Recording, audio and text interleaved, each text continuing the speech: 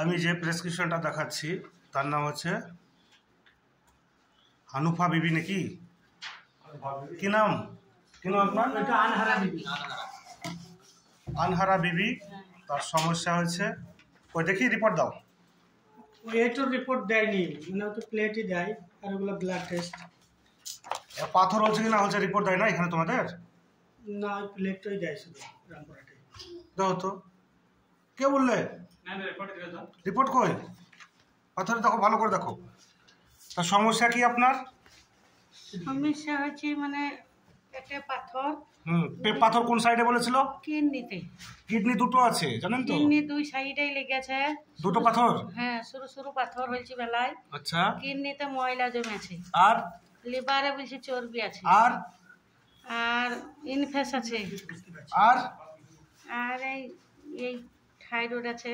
আর কনকনি মানে আমার কতদিন থেকে?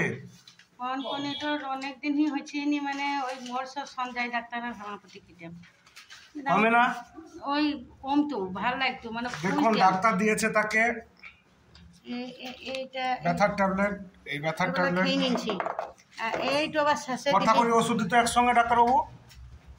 4-5টা করে ওষুধ দিত। কোন ডাক্তার? ওই এসপি পান্ডা। আমি নাম দেখাবো না, ডাক্তারবাবু একসঙ্গে দিতেন 5টা করে ওষুধ। না, 3টা দিয়েছে একবার। কেন 3টা লাগবে ওষুধ? মশলা মুড়ি? হোমিওপ্যাথিটা মশলা মুড়ি নয়। না, আমাকে প্রথমে দিয়েছিল সিঙ্গেল মেডিসিন। প্রথমে দিয়েছিল পেটে পাথর। সিঙ্গেল লাইন অনেকগুলো করে। ইনফেস এইটুতে বলেছে ব্যথা যাবে, ইনফেস যাবে এইটুতে, তাই বলছি। তারপরে এইটু আমাকে দেওয়া হলো যে একটু খাও গানি, ওটু তো আমার ব্যথা যায়নি, এইটু দেওয়া হলো। এটা আমি খেয়ে নিয়েছি, লাল লাল ট্যাবলেট ছিল। এগুলো আর খাবেন না, আচ্ছা ফেলে দিবেন সব।